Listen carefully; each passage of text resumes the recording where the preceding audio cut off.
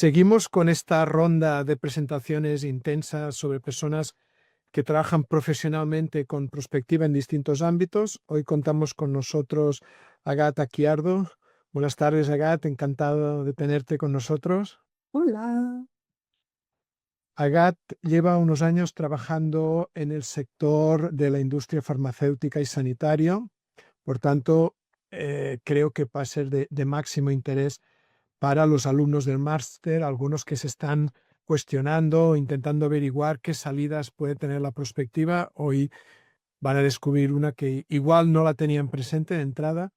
Ya sabéis que generalmente empezamos estas sesiones presentando, explicando el currículum de nuestro invitado, pero resulta que Agat lo tiene todo ya integrado en su presentación. Vais a ver que es una persona que tiene una formación muy amplia y que igual a algunos les va a sorprender porque no, quizás no es lo que esperarían de alguien que trabaja haciendo anticipación, innovación en el sector farmacéutico. No voy a desvelar muchos secretos, pero bueno, en la información de la masterclass ya se decía un poco. Lo que sí voy a hacer, Agat, es hacerte la misma pregunta que estoy haciendo a todos los participantes en estas masterclass y es ¿cómo llegas tú a la prospectiva? Ok. Me voy a preguntar un poco mi itinerario profesional, explicar am, y- lo que yo hago y cómo yo llego a la perspectiva. Buenas tardes a todos. Muchas gracias por su tiempo hoy. Estoy una consultora en el campo de la prospectiva en el sector farmacéutico. Es un poco un nicho de mercado. Y tengo mi propia empresa de consultoría. Y hoy me gustaría compartir con vosotros un poco de mi experiencia y también de mi aprendizajes trabajando en este sector. Jordi, Sí, ¿podemos compartir la presentación? sí, eso te iba a decir, que igual, a ver si se ve bien. Sí, y el contenido de la presentación, el próximo. Sí, Sí, ups, perfecto. Para empezar, voy a explicar un poco mi itinerario profesional y dar un poco de contexto sobre mi ejercicio profesional con mi empresa. Y compartiré también tres ejemplos de nuestros proyectos con empresas farmacéuticas o con empresas de dispositivos médicos. Vamos a terminar la sesión con un turno de preguntas. Am, Hoy es la primera vez que yo hago una presentación o una sesión en español. Lo siento mucho por mi acento o los errores gramaticales. Por el turno de pregunta, lo intentaré hacerlo en español, pero quizás necesitaré la ayuda de Jordi para traducir o responder en español. ya puedes contar con ello, Agat. Pasamos a la siguiente y te agradezco mucho que hagas el esfuerzo de hacer la presentación en español, ¿eh? Cuando yo diga que yo trabajo como una futurista, a veces la gente me pregunta, ¿cómo llegaste a ser futurista? Y entonces voy a explicar un poco mi trayectoria académica y profesional. Soy francesa, pero nacida y criada en París y tengo una educación en el sistema francés.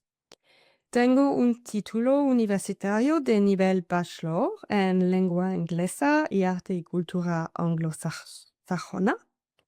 Tengo un otro máster en filosofía y un máster de investigación, que es el primer año de un doctorado en sociológica organizacional.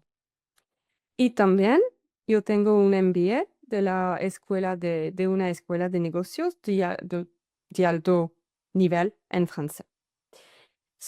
Como podéis ver, me gusta mucho estudiar, me gusta mucho aprender muchas cosas, de diferentes disciplinas y yo no tengo ningún título universitario sobre el tema de la perspectiva. Soy una persona muy curiosa y me gusta descubrir y aprender nuevas cosas todo el tiempo. Próximo, sí.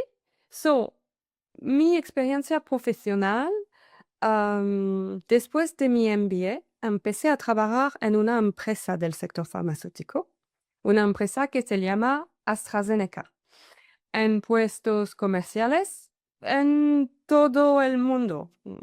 Entonces, hay una mapa. Mi carrera en AstraZeneca empezó con un trabajo en la sede global en Bélgica.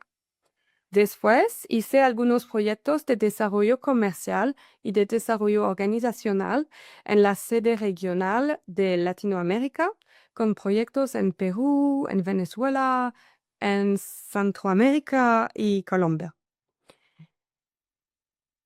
Tuve experiencia con mercados en desarrollo, entonces la empresa me ofreció una oportunidad de trabajar en la sede regional de Singapur durante 2 años y trabajé con los países de la región Asia-Pacífico como China, India, Malaysia, Indonesia, Australia, más o menos todos los países menos Japón. Después Singapur me enviaron a Rusia para un proyecto muy grande de reorganización sobre una organización comercial de más de 1,000 personas. Y al final del proyecto me preguntaron si quería seguir trabajando en Moscú con un puesto muy senior como jefa de departamento para un equipo de 35 personas. Próximo, Jordi, por favor. Ese fue mi equipo durante un team building con disfraces de época. Eso fue la primera etapa de mi carrera, como 8 o 9 años en AstraZeneca. Y me gustó mucho descubrir tantos países, tantas culturas, pero después de 9 años en el sector farmacéutico, quería descubrir algo un poco diferente. Y es la segunda etapa, y así descubrí el sector de la prospectiva. Me mudé a Londres, en el Reino Unido, para trabajar a una empresa de tendencias del consumidor y de prospectiva que se llama Foresight Factory. En ese tiempo, hace 10 años, Foresight Factory tenía clientes de todos los sectores, bienes de consumos, infraestructuras como aeropuertos, automóvil, servicios financieros, un poco de todos los sectores, y la compañía quería expandirse en el sector de la salud. Entonces, empecé a trabajar a Foresight Factory y yo trabajé con empresas del sector de la salud o del sector del cuidado, por ejemplo, Beiersdorf para el cuidado del cuerpo, o un otro cliente fue Boots. Boots es una cadena líder de farmacias en el Reino Unido. Un otro cliente fue Bupa. Bupa quizás conocéis Bupa como Sanitas en España. Es Sí. una empresa de seguros médicos. Es en Foresight Factory donde yo aprendí las metodologías de la prospectiva, cómo identificar señales débiles, cómo trabajar con tendencias o cómo preparar talleres con clientes sobre escenarios sobre el futuro. Eso fue la base. Y después de 2 años en Foresight Factory, decidí crear mi propia empresa, ThinkNext, para ofrecer servicios de consultoría a las empresas del sector farmacéutico y del sector de la salud en general. Es un nicho de mercado. Hay muy pocas agencias de prospectiva que tienen la experiencia y la credibilidad para trabajar con las empresas farmacéuticas. So, tengo mucha suerte.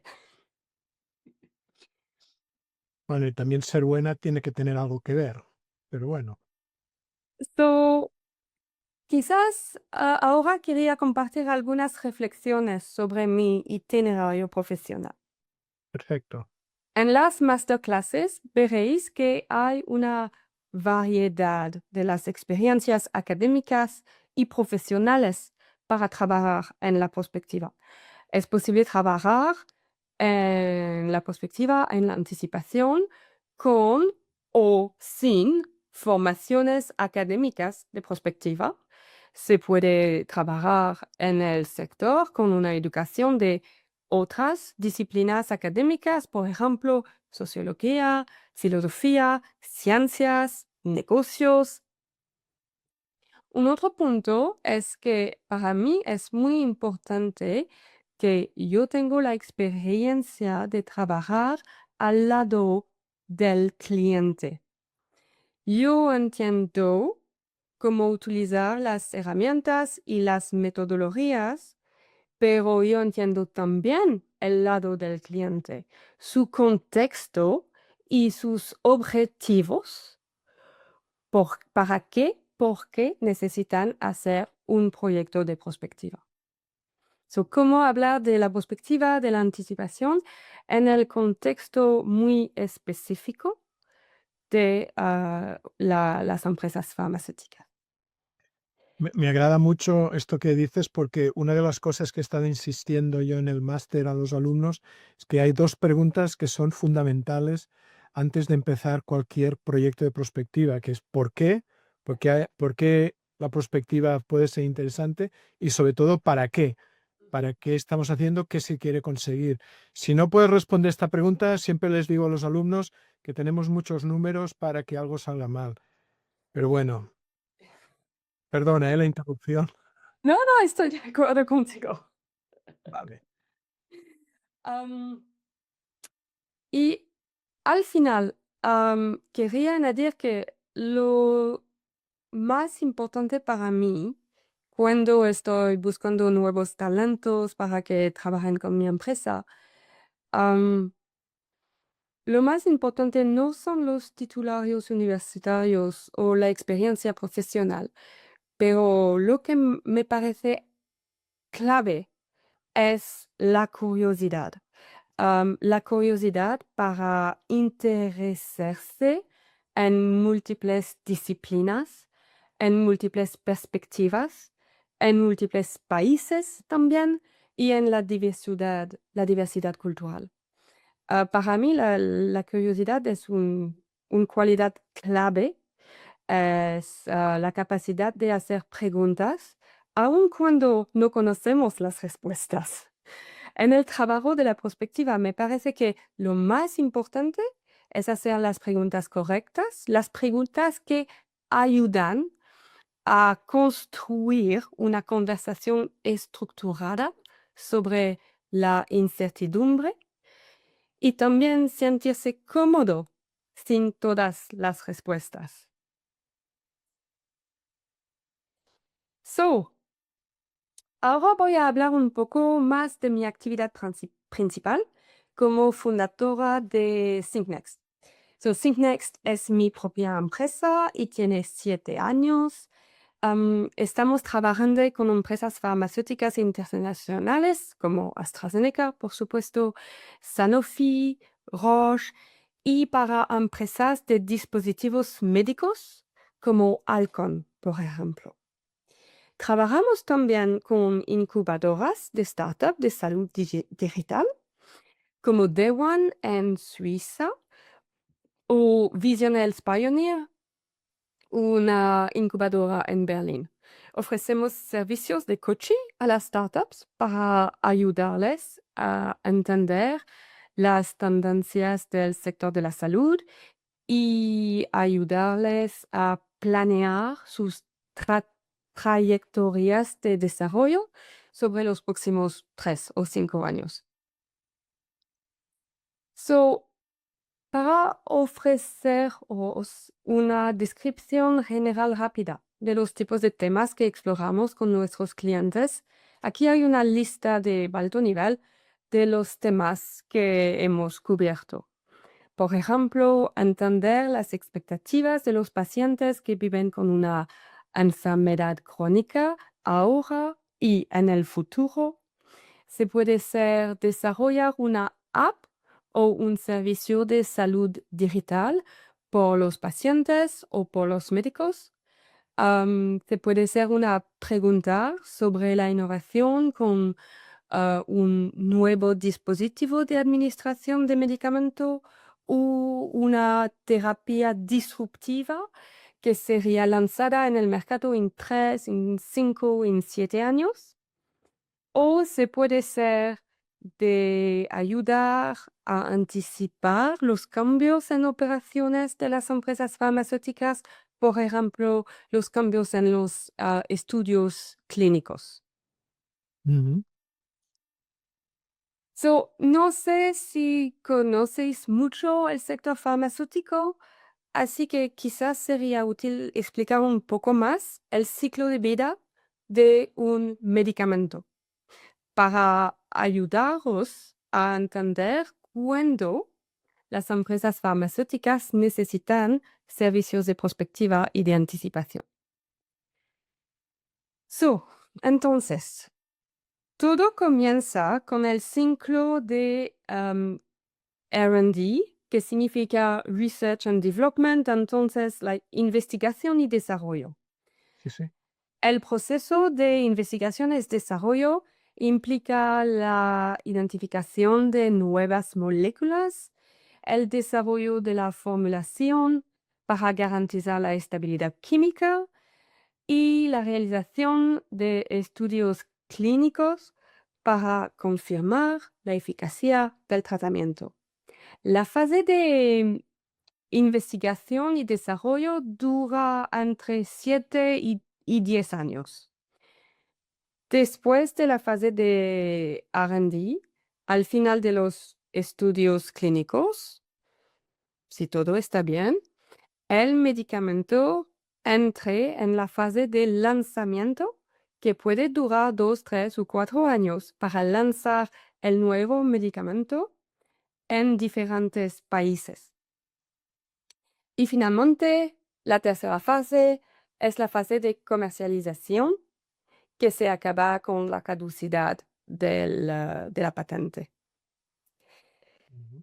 Entonces, para las empresas farmacéuticas, hay más interés para hacer un proyecto de prospectiva, de anticipación estratégica en la fase de investigación y desarrollo para comprender en el entorno futuro, en 5, 6 o 10 años, cuando el medicamento esté disponible en el mercado.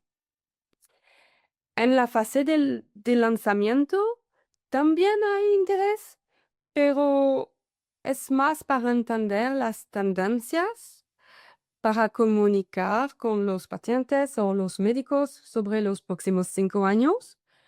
O quizás hay un interés para diseñar una innovación digital para pacientes o médicos y crear un entorno favorable para el medicamento. Muy bien. Aquí se muestran algunos ejemplos concretos de preguntas que nos han hecho nuestros clientes. Por ejemplo, por un proyecto de estrategia para entender el futuro panorama, la pregunta fue: ¿cómo serán las próximas generaciones de pacientes y de cirujanos para el futuro de la cirugía ocular en 2035? Un otro ejemplo es una pregunta más comercial para entender el mercado para un nuevo producto, una terapia muy disruptiva. ¿Cómo incluir una innovación radical como la terapia genética en procesos de tratamientos de los pacientes en el futuro? Un otro ejemplo fue una pregunta de comunicación en la fase de lanzamiento por un nuevo medicamento. ¿Cuáles son las tendencias para comunicar a los pacientes los riesgos de salud? Y el último ejemplo es un ejemplo de innovación para crear un servicio de salud digital. ¿Cuáles son los pacientes más dispuestos a adoptar una innovación de salud digital para manejar su enfermedad?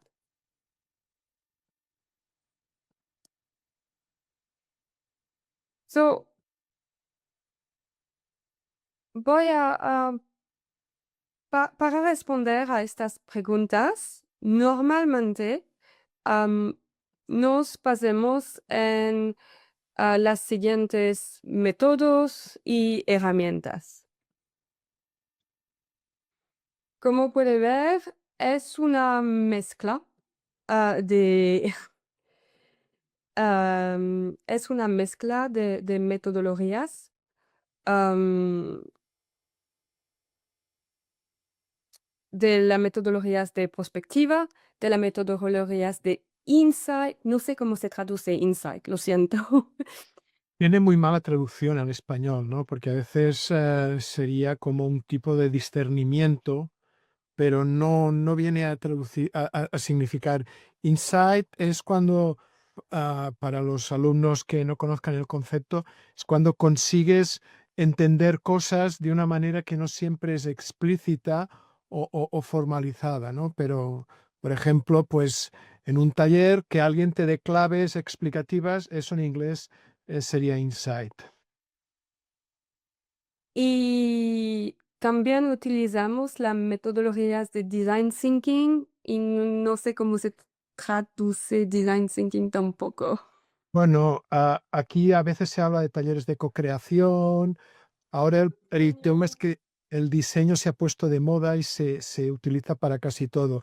Vamos a tener una masterclass con David Alayón en la que seguramente profundizaremos en estas cuestiones. Vaya, ahora Agat se ha quedado congelada. Sí. ¿No? Ahora has vuelto. Por favor, que no sea otro apagón, ¿eh? ¿Es el mío o es el tuyo? No lo sé, te has quedado congelada. No sé si Ok. así los dos o... Te habías quedado en el design thinking. Ok. So, por ejemplo, las metodologías de prospectiva, la identificación de señales débiles o hacer un pestel análisis o hacer un análisis de las tendencias. Se puede ser las tendencias tecnológicas o las tendencias del consumidor. Desarrollar escenarios y organizar talleres con los clientes para hablar de los escenarios. Muy bien. Am, en las metodologías de Insight, la base es de hacer lo que se llama un Insight Gap para entender lo que sabemos y lo que no sabemos y cómo hacer más investigaciones. Y se puede hacer investigación cualitativa. So, por ejemplo, yo puedo hacer entrevistas con expertos, con pacientes, con médicos, o a veces podemos hacer investigación cuantitativa también con panel de pacientes o con panel de consumidores. Esto es muy interesante porque además el tema de ser capaces de determinar los vacíos en el conocimiento ha salido ya en bastantes sesiones. La semana pasada, por ejemplo, Jordi Vergés insistía mucho en que necesitamos identificar cuáles son los huecos, los vacíos, lo que no sabemos, porque sin eso es muy difícil avanzar. Me alegro que los distintos ponentes vayan coincidiendo en algunos aspectos. Sí, sí, sí. Y con las metodologías de design thinking, am, aquí se puede hacer talleres de codiseño o mapa de experiencia del usuario de una solución digital o la mapa de experiencia de paciente, por ejemplo. Y también podemos trabajar con personas o con usuarios ficticios para imaginar lo que necesitan ahora y en el futuro también. Si me permites, Agat, que te interrumpa un poquito, de cara a los estudiantes del máster, me gustaría aprovechar la ocasión para ver cómo se nos está presentando dos maneras de aprovechar dinámicas participativas. En los insights se trata de ser capaz de destilar el conocimiento que tenga el grupo que hemos convocado, es decir, estamos trabajando un tema, tenemos cuestiones que no las sabemos, tenemos cuestiones que no hemos conseguido descubrir por otros lados y buscamos personas que de una manera colectiva o bien en entrevistas o como sea, obtener el conocimiento que necesitamos. Mientras, por tanto, sería una perspectiva más exploratoria. En el segundo caso, es diferente, es mucho más normativa, porque lo que queremos es que ese grupo de personas nos ayuden a construir, a concebir algún tipo de futuro que se considera deseable o de interés para la organización de nuestro cliente. Por tanto, se ve que el tema de la participación en prospectiva realmente tiene mucho más recorrido de lo que algunos se creen a simple vista. Perdona, Agat, pero es No, que he visto la no, gracias. oportunidad y he aprovechado. Pasamos a la siguiente, si te parece bien. Sí, sí, sí. So, am, para trabajar en la perspectiva en el sector de la salud, las herramientas y metodologías son una cosa, pero no son el principal reto del trabajo. La realidad es que en las empresas farmacéuticas tienen un nivel muy bajo, muy, muy bajo de comprensión de la perspectiva. ¿Por qué? Bueno, no hay ningún equipo o departamento a cargo de la perspectiva en una empresa farmacéutica. Yo conozco solo un chico que tiene la responsabilidad de trabajar sobre el tema de la perspectiva en una empresa farmacéutica. A veces hay algunas personas interesadas en el tema. Por ejemplo, se puede ser la gente que trabaja en el marketing, pre-lanzamiento, se puede ser gente que trabaja en el departamento de la innovación digital. Y estas personas tienen un interés personal sobre el tema de la perspectiva, pero no tienen un mandato de la organización para hacer perspectiva. So, ¿cómo trabajar en ese contexto? Es importante para vender proyectos de perspectiva de entender que es el interés en la perspectiva es siempre en relación con la estrategia de producto o la innovación y es clave establecer un vínculo muy, muy claro entre el proyecto de perspectiva y las decisiones que tenemos a tomar en el presente. Sin Sí, ese sí, vínculo, ya. es muy difícil de vender un proyecto de prospectiva. Bueno, este último aspecto te diría que no solo en la industria farmacéutica, diría que casi en cualquier ámbito sucede. De hecho, la experiencia de lo que se considera la primera unidad de prospectiva empresarial en Royal Dutch Shell fue lo mismo, hasta que no consiguieron que sus informes tuvieran una conexión clara con decisiones de gerencia, no les hacían ni caso. Pero lo que me ha sorprendido mucho es que una empresa donde se trabajan con estos plazos de que lo mínimo pueden ser 10 años, 10, 20 años en algunos casos, haya tan poca cultura de anticipación. Eso debo decir que me ha sorprendido bastante, ¿eh? La anticipación está limitada a algunos criterios de lo que puede cambiar en el futuro. Por ejemplo, hay un alto nivel de anticipación sobre las tendencias epidemiológicas. No sé si es una palabra en Sí, castellano. sí, epidemiológicas y tanto. Sí. So, cuando pacientes tenemos hoy y tenemos en el futuro. Ujú. Hay un alto nivel para las tendencias demográficas y las tendencias epistemológicas. Hay también un alto nivel de comprensión de los cambios con la ciencia, con la química, con la biológica. Ok, las empresas farmacéuticas conocen perfectamente los cambios científicos, pero es solo una parte de la perspectiva. Claro. So, conocen los cambios científicos, los cambios demográficos Demográficos. o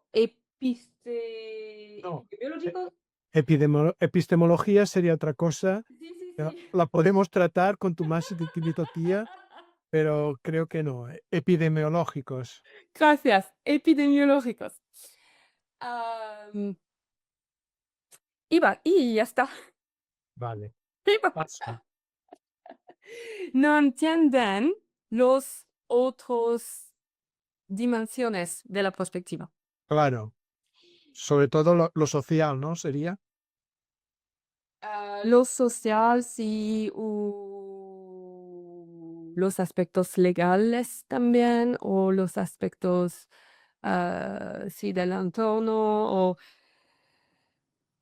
el, en ese contexto hay una necesidad muy grande de educar a los clientes de las empresas farmacéuticas.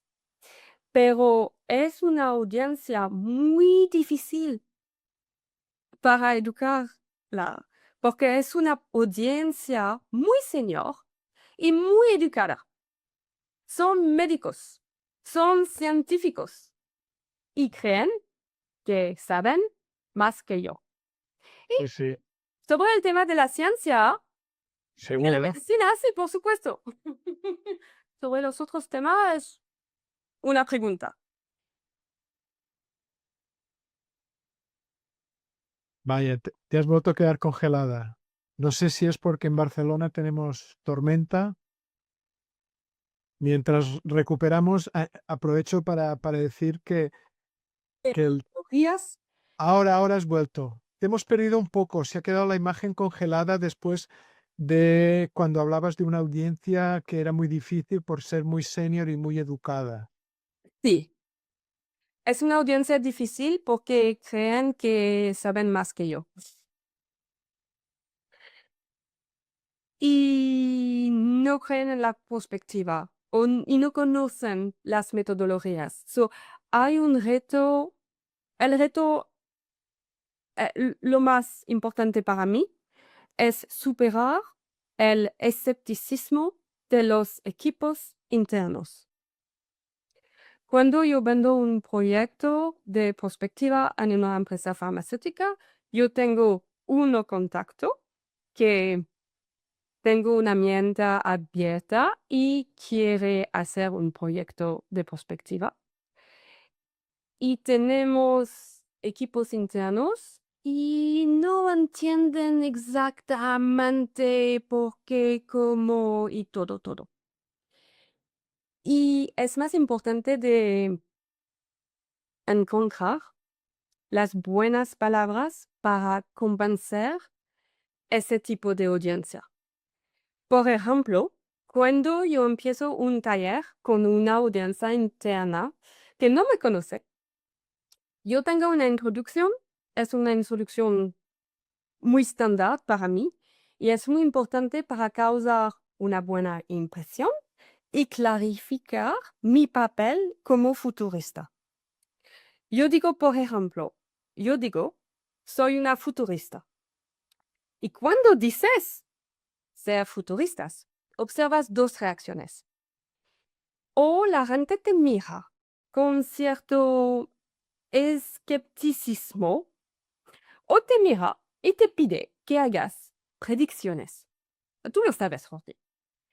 Y lo que yo digo en mi introducción es, lo siento mucho, pero hoy no voy a hacer predicciones. Me veo como una futurista que no da respuesta ni predicciones sobre el futuro. Considero mi rol como una facilitadora para enmarcar y facilitar conversaciones complejas sobre el futuro y empoderar a otros para cuestionar sus suposiciones sobre el futuro. Todo el mundo tiene suposiciones o hipótesis sobre el futuro, pero nunca nos tomamos el tiempo de examinarlas. Hoy es una oportunidad de hacerlo juntos, de examinar sus hipótesis sobre el futuro. ¿Y por qué es una introducción muy importante para mí? Porque como para la gente con un background científico, examinar hipótesis suena perfecto. Les anima a seguir escuchándome y participar en el taller y participar en las conversaciones con una mente abierta, porque examinar hipótesis es un enfoque científico.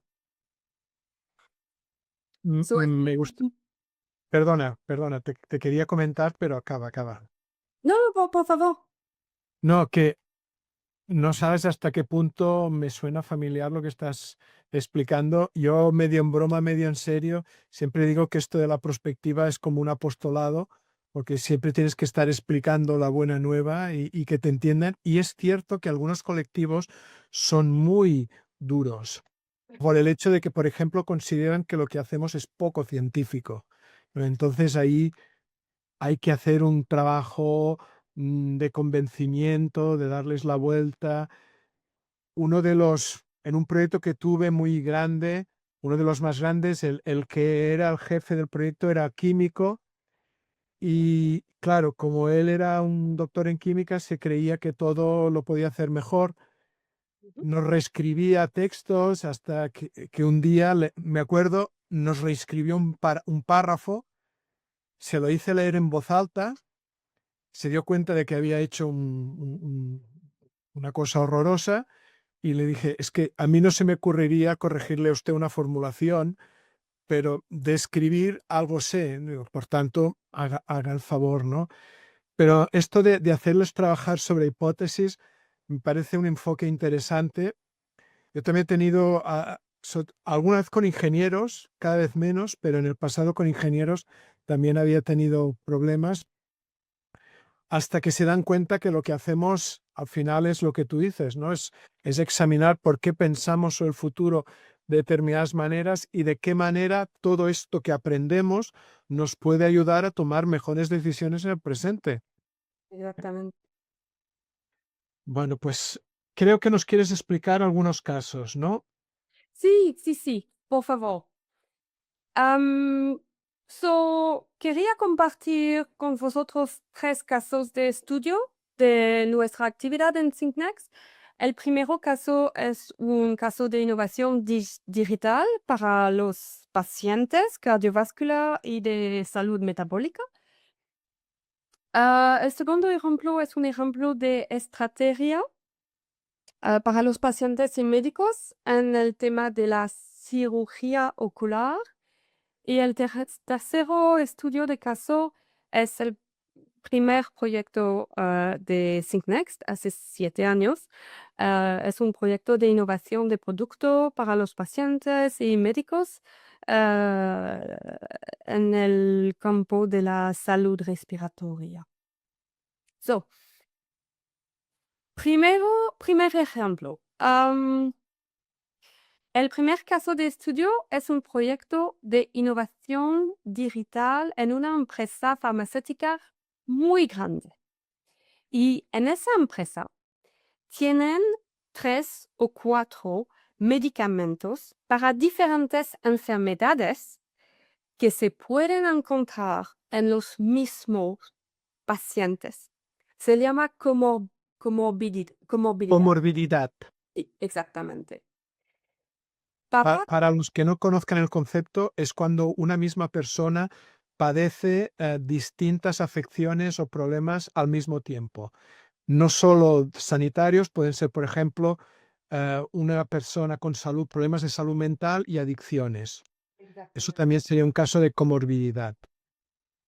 En el campo de la salud cardiovascular se puede ser hipertensión y alto colesterol y diabetes de tipo 2. Ujú. Se puede encontrar 3 diferentes enfermedades en la misma persona. En ese caso, en esa empresa, tienen 3, 4 medicamentos para diferentes enfermedades que se pueden encontrar en la misma persona, en los mismos pacientes.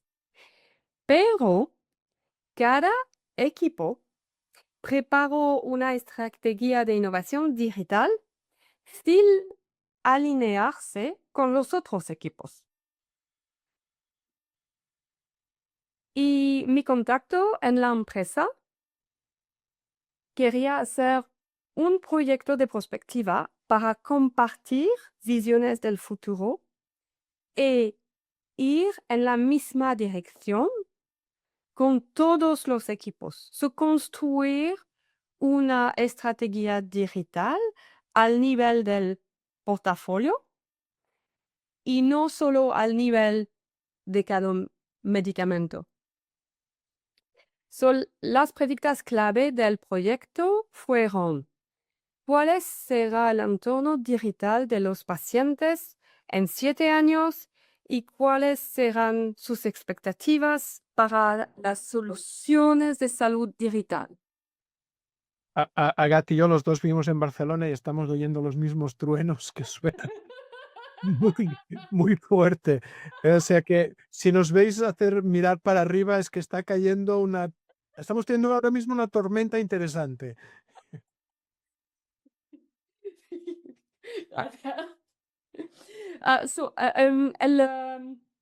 Próximo slide, por favor. Sí, sí, tiene vida propia la presentación, lo siento. No, todavía. So, las preguntas clave del proyecto fueron: ¿cuál será el entorno digital de los pacientes en 5 o 7 años? ¿Y cuáles son los proyectos y o las capacidades en Ujú. los que necesitamos empezar a trabajar ahora para estar listos en 5 o 7 años? So, entonces, el marco para ese proyecto fue los países de la Unión Europea y los Estados Unidos. Y las siguientes y el marco fue para las siguientes enfermedades crónicas: la insuficiencia cardíaca, la enfermedad renal crónica, el diabetes de tipo 2 y una enfermedad del hígado que se llama el hígado graso, que es una comorbilidad de la obesidad. ¿Qué hicimos para ese proyecto? Hicimos más de 25 entrevistas con los equipos internos en más de 10 países para entender la comprensión de los señales débiles en la organización y para identificar señales, señales débiles en diferentes países. Hicimos un Horizon Scanning para la identificación de señales débiles en muchos países, incluido China y Japón. Preparamos un análisis de tendencias y algunos talleres para descubrir juntos las implicaciones de las tendencias y votar con los equipos internos sobre las tendencias las más interesantes por la innovación digital. Desarrollamos 4 escenarios sobre el futuro de la innovación digital, innovación de salud digital, y hicimos evaluaciones con expertos externos y también con los pacientes para entender cuál escenario fue el más interesante o el más deseable para los pacientes. Y organizamos algunos talleres sobre los escenarios para facilitar conversaciones sobre las imágenes del futuro y alinearse un poco. Analizamos las explicaciones para cada equipo de proyecto sobre su estrategia de innovación digital y ayudamos a hacer una estrategia al nivel del portafolio y al nivel de cada producto. Y nosotros a veces también hablamos de cartera de productos en lugar de portafolio. Sí, sí, sí. ¿Cuáles son los puntos clave o los aprendizajes de ese proyecto? La primera cosa, y lo más importante para mí, es que fue un proceso colaborativo para que los equipos internos hablen juntos sobre el futuro y sobre la estrategia digital. En ese proyecto, las herramientas de perspectivas se usan solo como herramientas para facilitar una conversación. Lo más importante es que la gente hable. El proceso de colaboración, de discusión, el proceso es más importante que el resultado o las metodologías o las herramientas. Y el tercer punto, en ese proyecto teníamos un enfoque sobre los usuarios de la innovación digital, los pacientes, y no solo un enfoque en la innovación tecnológica. La pregunta fue, ¿qué quieren los pacientes en el futuro? Y no qué podemos hacer con la innovación tecnológica. Si me permites, aprovecho para hacer un pequeño avance. Justamente la semana que viene vamos a tener otra masterclass en la que hablaremos de la aplicación de la prospectiva en servicios sociales, estudiando un caso que se desarrolla también en Cataluña. El tema de la comorbilidad y de el desalineamiento, en ese caso de prestaciones de servicios, también fue un tema. Y justamente vais a ver que hay muchas similitudes con lo que nos ha explicado ahora mismo Agat. Pasamos a tu segundo caso, si te parece bien. Perfecto. El segundo caso de estudio fue en plan estratégico para una empresa de dispositivos médicos para la cirugía ocular. Dispositivos médicos para la cirugía ocular Es muy simple, es láser. Es como Star Wars, láser ocular. Ujú. El objetivo fue ayudar a la preparación del plan estratégico para 2035 y anticipar los cambios del mercado. La pregunta clave del proyecto fue cómo serán las próximas generaciones de pacientes y de cirujanos para el futuro de la cirugía ocular en 2035. Los países en el marco fueron la Unión Europea, los Estados Unidos, China y Japón. Y el cliente estaba interesado en la cirugía refractiva para la miopía y la cirugía de cataratas y del glaucoma. Pero el cliente fue muy claro que no estaba interesado en las nuevas tecnologías, como por ejemplo en la robótica, porque el cliente son los expertos mundiales del láser para la cirugía ocular. Muy bien.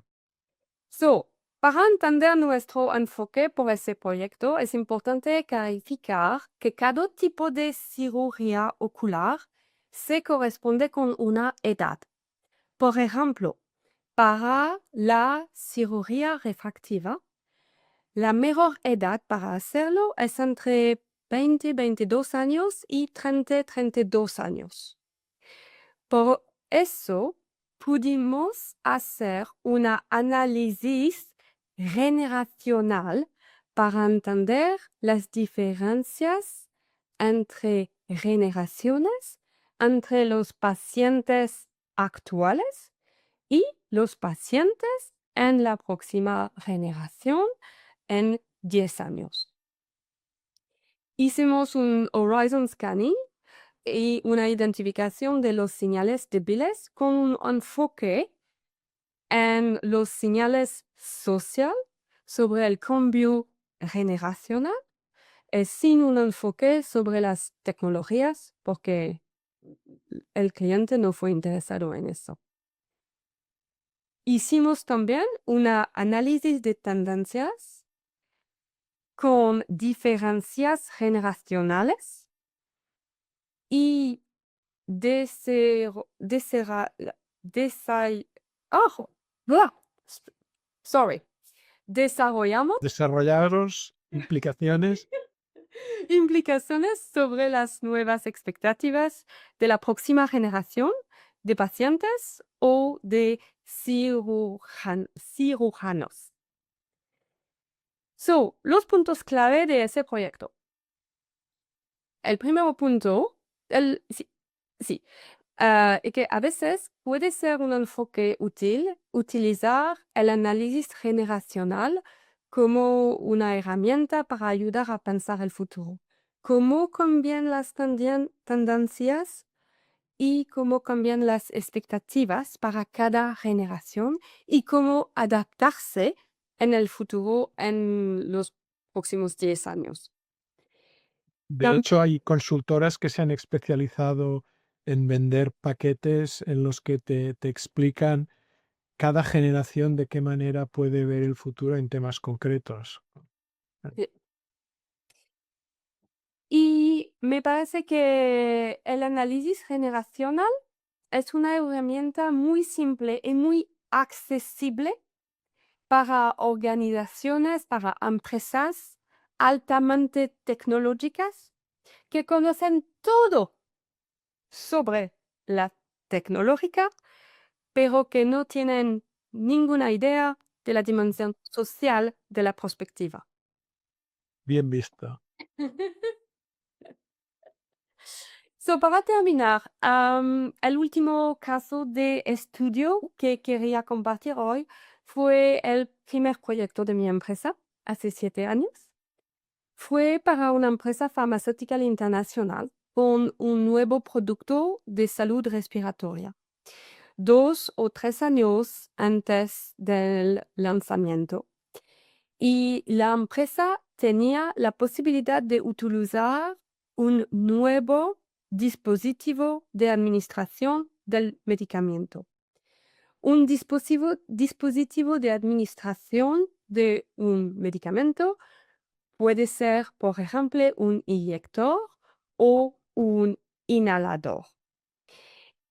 Y la empresa tenía la posibilidad de utilizar algo muy nuevo, que es la conectividad del dispositivo de administración del medicamento. Con conectividad se puede saber cuando el paciente utiliza el medicamento o si el paciente utiliza el medicamento. Ujú. So, el objetivo del proyecto fue ayudar a tomar la decisión de utilizar el nuevo dispositivo con o sin la conectividad. Las preguntas fueron: ¿cuáles son las expectativas de los pacientes y de los médicos respecto a los dispositivos conectados en el futuro, en el próximo 5 o 7 o 10 años? Y con esa innovación vamos a crear una ventaja competitiva a largo plazo en 5 o 7 años o no. Fue un proyecto muy internacional, con 5 países en el marco: los Estados Unidos, el Reino Unido, Alemania, China y Japón, y 5 países muy diferentes también sobre el tema de la salud respiratoria. Entonces, ¿cuál fue nuestro enfoque para ese proyecto? Hicimos entrevistas con pacientes, con médicos y familias de pacientes en los Estados Unidos y en el Reino Unido también. Hicimos una identificación de los señales débiles y de las innovaciones digitales en la salud respiratoria en todos los mercados, en todos los países. Organizamos talleres de codiseños con los equipos internos en los Estados Unidos y en China, y también talleres de codiseño con pacientes y con médicos en los Estados Unidos y en el Reino Unido. Llevamos a cabo una investigación cuantitativa con más de 1,000 pacientes en los 5 países para medir la adopción potencial de esa innovación. Y estudiamos también el nuevo modelo de negocio para esa innovación. Y al final del proyecto hicimos recomendación estratégica sobre la decisión de preparar el lanzamiento con o sin el dispositivo conectado. Y la verdad es que hace 7 años se recomendó no lanzarlo con el dispositivo conectado, ya que el mercado no estará listo en 5 o 7 años. Y hoy todavía podemos ver que fue la recomendación correcta. El mensaje clave aquí en ese proyecto es que a veces la perspectiva para una estrategia de innovación no consiste en seguir la siguiente novedad o la siguiente tecnología. A veces consiste en matar ideas. No, no. Es muy importante. Es que, a ver, aquí ya ahora no sabría decir en qué sesión estuvimos hablando de que ninguna tecnología ha triunfado o ha fracasado nunca por sus valores intrínsecos. Siempre ha sido el contexto económico, social y cultural lo que ha determinado su éxito. A Exactamente. mí, lo que tú estás explicando me hace pensar en el ejemplo del coche eléctrico que lanzó General Motors de los 80. técnicamente dicen que era mejor que los coches eléctricos actuales, pero no era el momento. Y lo mataron en la cuna y hasta que no han pasado unas cuantas décadas, el mercado no ha estado listo para los coches eléctricos. O sea que en ese sentido, pues te doy toda la razón. Bueno, con eso llegamos al turno de preguntas. Te voy a dejar respirar un momento. Yo creo que hay que agradecerle a Gat el esfuerzo que ha hecho para dar toda la presentación en español. Y, uy, ya te están saliendo ya propuestas de trabajo de José, que le encantaría trabajar con usted, que tiene experiencia en terapias. Bueno, ya en todo caso te dejo que lo mires tú por tu cuenta. Yo lo que sí se me ocurre hacer un comentario, que es que lo que más me ha sorprendido de estar trabajando contigo preparando esta sesión es que me he quedado sorprendido que un sector que es tan tecnológico y con una innovación tan estructurada y tan pautada, has acabado haciendo una perspectiva, me atrevería a decir, muy básica, muy de principios, muy de trabajar juntos, con métodos, no los métodos más sofisticados, pero sí métodos que te permiten, vamos a decir, integrar a los distintos colectivos con los que estés trabajando en cada momento, ¿no? Ujú. ¿A qué lo deberías esto? ¿O a qué crees que se debe esto?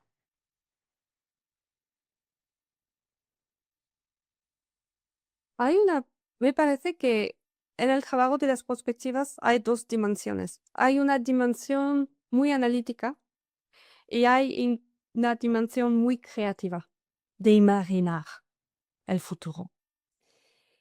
Y en las empresas farmacéuticas, Mm, el enfoque es el aspecto muy analítico. No se sienten confortables con imaginar, con la creatividad, con quieren una quieren una certitud, una certeza, una una certeza. prueba científica. Ya. Y, y necesita un poco de cambio de actitud, de un ambiente un poquito más abierta para hacer perspectiva, para aceptar que no sabemos todo y que es útil también de hacer um, un trabajo un poquito más creativo para hacer conversaciones juntos y imaginar el futuro juntos. Que hay múltiples futuros.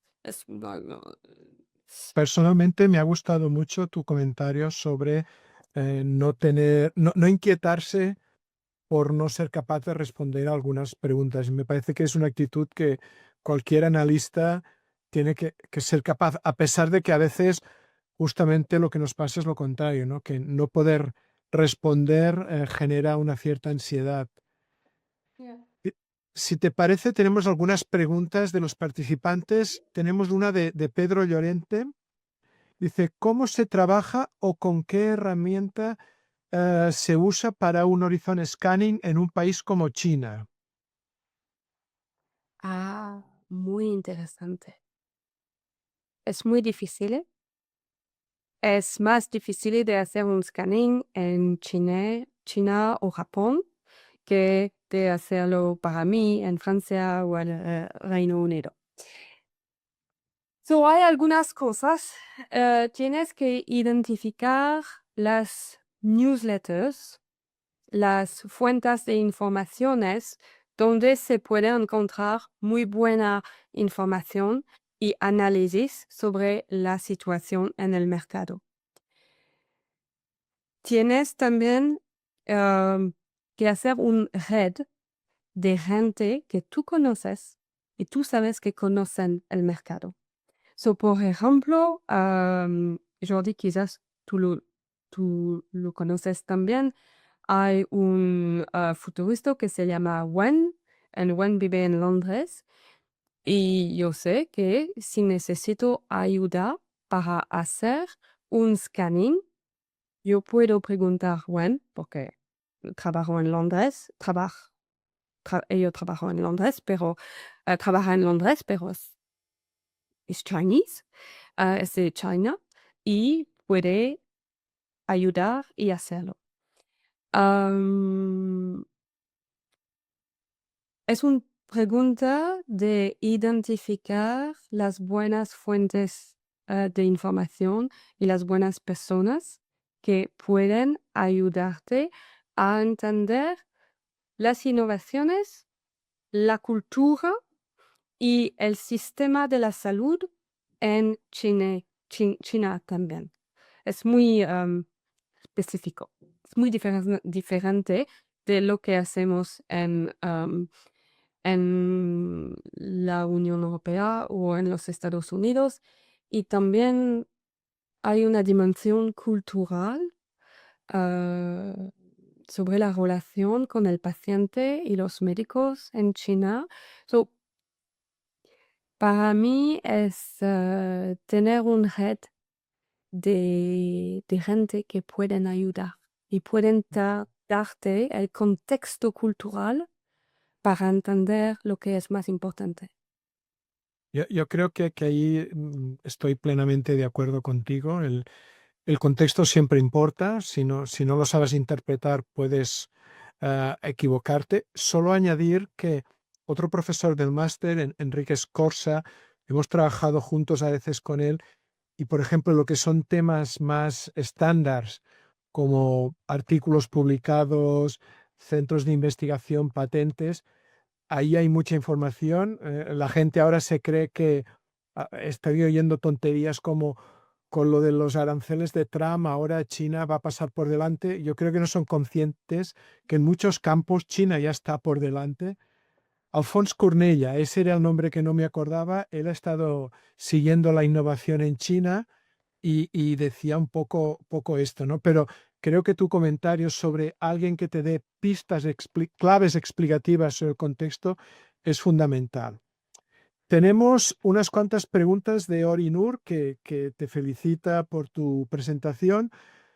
A ver, ¿cómo logras comunicar el valor que aportas en relación con la prospectiva? ¿Estás segura de poder obtenerlo para tus clientes o puedes hacerlo desde el principio? Buf. ¿Puedes cuantificarlo, el valor que aportas?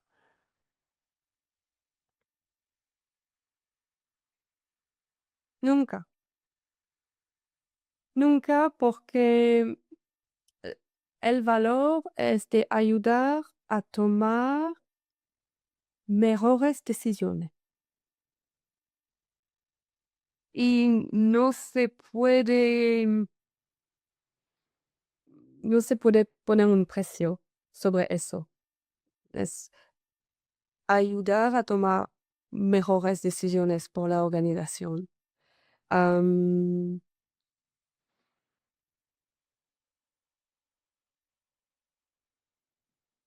Yo creo que de alguna manera lo has dicho tú antes cuando has destacado que lo importante es el proceso. Yo creo que a priori es casi imposible. Yo creo que hasta que no entras en el proyecto y sobre todo, y tú me corregirás si no estás de acuerdo, hasta que el cliente no se implica de alguna manera, se involucra, es muy difícil. Cuando un cliente se involucra y además si haces talleres y dinámicas participativas es fundamental, es cuando generalmente se genera un valor mucho más relevante, ¿no? no estoy de acuerdo contigo. El más importante es que la gente de la organización, la gente de la empresa, hablan juntos. Y que están parte del proceso, están parte de las conversaciones. No es mi proyecto de perspectiva, no es mis decisiones estratégicas sobre el futuro de la empresa. Es el problema de la empresa. Estoy aquí para facilitar la Ujú. conversación. Am, Pues, y es mira, súper, súper importante. em, hoy que ha hecho realmente bastantes preguntas, hay una que me parece interesante, que es el tema de la curiosidad. ¿Eh? Si pudieras compartir qué temas sigues, más allá de los específicos para un cliente, ¿sigues algún ámbito concreto o te dejas llevar? Supongo que sería la pregunta. Ah, no estoy segura que yo entiendo la pregunta. ¿Puedes? Sí, te está preguntando si tienes un método en tu curiosidad o dejas tu curiosidad que fluya por donde en cada momento crea. Am, me parece que hay dos fases con un proyecto, no para el trabajo cada día, no para un proyecto. Ah, la primera fase es la fase de descubrir. Yo no sé lo que es más interesante o no. Vamos a leer todo. Es un poco en inglés. Yo digo que es the ADHD raccoon phase. No sé cómo traducirlo. Sí, es cuando te cogen ojeras como de dormir poco y leer mucho, ¿no? Como un mapache. Sí, sí, sí. Y de descubrir cosas. Ok, todo, un poco de todo. Esa primera fase. La segunda fase es ok. Ujú, eso es interesante. No, no me ayuda y no ayuda al cliente. Ok, muy bien. Bye bye. Es la fase de, como, ¿se puede decir distillation? Sí, de destilación. Y distilación. Es la fase de decidir, eso es interesante, eso me ayuda y es una dirección interesante que tengo que explorar para el proyecto y para el cliente. So, la primera fase es una explosión de curiosidad, de mirar en todas las partes. La segunda fase es más direccionada. Ok, aquí hay algo que tengo que entender más, que se puede ser muy, muy interesante, muy útil para el proyecto. Ok, voy a descubrir un poquito más en esa dirección. ¿Sí? Sí, sí, puedo complementar. Yo creo que o Ori, no sé, igual lo pronuncio mal, quizás se refería también en general. Sí, yo creo que los que nos dedicamos a esto estamos continuamente revisando muchas cosas. Yo me apunto muchas referencias, muchas de ellas a veces no las puedo seguir nunca, pero a veces veo algo que me interesa y lo meto en una carpeta porque nunca se sabe. Un colega nuestro, Soheil Inayatullah, una vez me dijo, Jordi, al final los que nos dedicamos a esto es por nuestra incapacidad de decidir lo que nos gusta y haciendo este trabajo nos toca hacer muchas cosas diferentes. Yo, fijaros que la semana pasada Jordi Vergés también decía cosas como esta y la importancia de no centrarse a los caminos más trillados, ¿no? Él hablaba que él hace investigación en la administración pública, hay muchos informes, pero él invitaba a salir de esos campos, a leer fuera de esas cuestiones, porque a veces se descubrían cosas interesantes. Y yo creo que eso es válido para cualquier tipo de analista, ¿no? Un analista sin curiosidad seguramente es un mal analista. Tenemos un par de preguntas que inciden en cuestiones tecnológicas, tanto de Pedro Llorente como del propio Ori, sobre, por ejemplo, cómo ves el uso de la inteligencia artificial.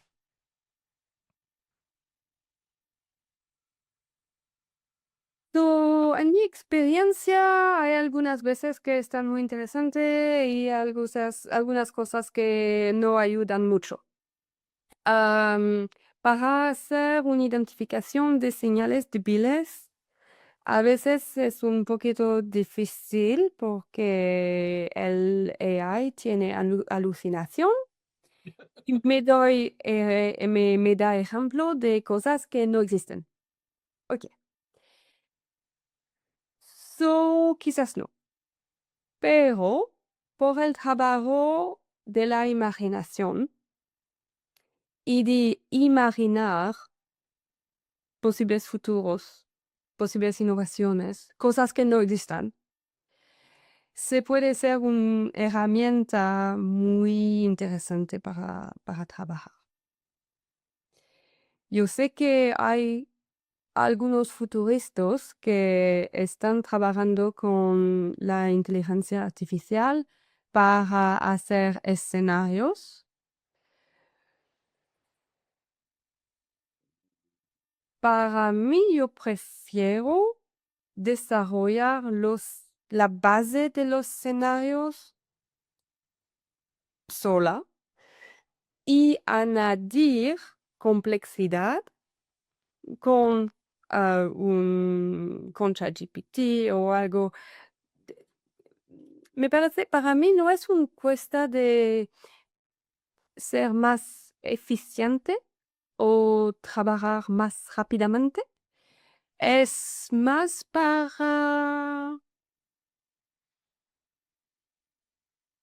descubrir nuevas cosas o cuando hay una colisión de ideas. Me parece que la inteligencia artificial se puede ayudar un poco con las colisiones, ah, para la imaginación. Y Pero para mí es el proceso creativo más que en el proceso analítico. yo creo que tocas una cuestión muy importante, que es que mucha gente no es consciente de que bueno, Wendy Schultz, que también va a participar en esta Masterclass, ella siempre dice que en realidad las herramientas que tenemos aún no son inteligencia artificial, van en el camino, pero aún no están ahí. Pero son herramientas que están diseñadas para dar respuestas, pero que en realidad esas respuestas no tienen por qué ser veraces ni contrastadas, ¿no? Entonces, eso es una cuestión que la gente tiene que tener muy claro, ¿eh? Yo lo noto, por ejemplo, en mis alumnos que sucumben a la tentación a veces de responder los trabajos utilizando ChatGPT o similares y se nota enseguida, ¿no? Porque las respuestas que dan muchas veces son absurdas. Dicho esto, y nuevamente saco a colación el ejemplo de Enrique Scorza, que también es profesor del máster, Ujú. ¿qué hemos visto con él? Que, por ejemplo, la capacidad de procesar entradas se multiplica. Entonces, en un estudio que tú necesites ser capaz de revisar gran cantidad de datos, estas herramientas ayudan. ¿En qué otras cosas, en un proyecto que también vamos a presentar con Wendy Schultz, la capacidad de resumir trabajos largos?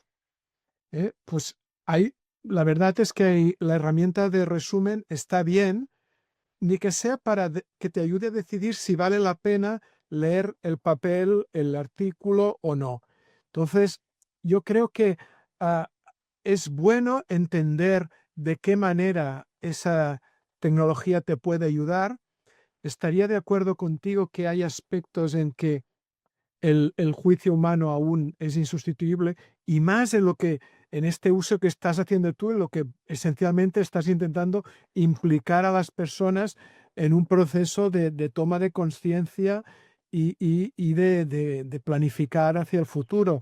Yo creo que ahí el uso de la inteligencia mataría lo que tú estás haciendo, ¿no? Porque, bueno, que lo decida la inteligencia artificial y nos vamos a casa, ¿no? Y no, justo lo que estás intentando hacer es que sean ellos, que sean protagonistas de su propio futuro. Sí, sí. Bueno, pues aparte de algunos que te están pidiendo tu dirección de contacto, no sé si es que quieren enviarte currículums, pero bueno, que te busquen. Escríbelo en el chat. Pero estás en LinkedIn, te pueden encontrar sin problema y, y que... Pero vaya, mira, ya ahí lo tenéis el correo de Agat, es una persona muy accesible, y es es un encanto de persona para tratar con ella. No sé si no hay ninguna pregunta más y teniendo en cuenta el esfuerzo que has hecho para hacer toda la presentación en español, yo casi que si no hay ninguna pregunta de última hora, lo dejaría aquí. Te agradezco muchísimo el esfuerzo que has hecho y nada, espero contar contigo para futuras ediciones del máster. Y muchas gracias, Jordi, por tu invitación para tener parte del máster y hacer un masterclass en castellano. Y muchas gracias por su paciencia también conmigo. Al contrario, ha sido un placer. Ya os aviso que habrá alguna sesión en inglés. Por ejemplo, esta que está hablando de Wendy. Wendy no, lamentablemente no está haciendo clases de español y no creo, pero tiraremos de tecnología. Sabéis que Zoom está ya ofreciendo traducción en subtítulos. E igual ya podemos contar con algún tipo de traducción, de doblaje simultáneo, ¿no? No somos tecnofóbicos, ¿eh? Creemos en la tecnología, nos gusta la tecnología en sus usos donde dan más valor. Gracias por todos, un fuerte saludo, un cordial saludo desde Barcelona y hasta la próxima. Gracias. Adiós. Adiós.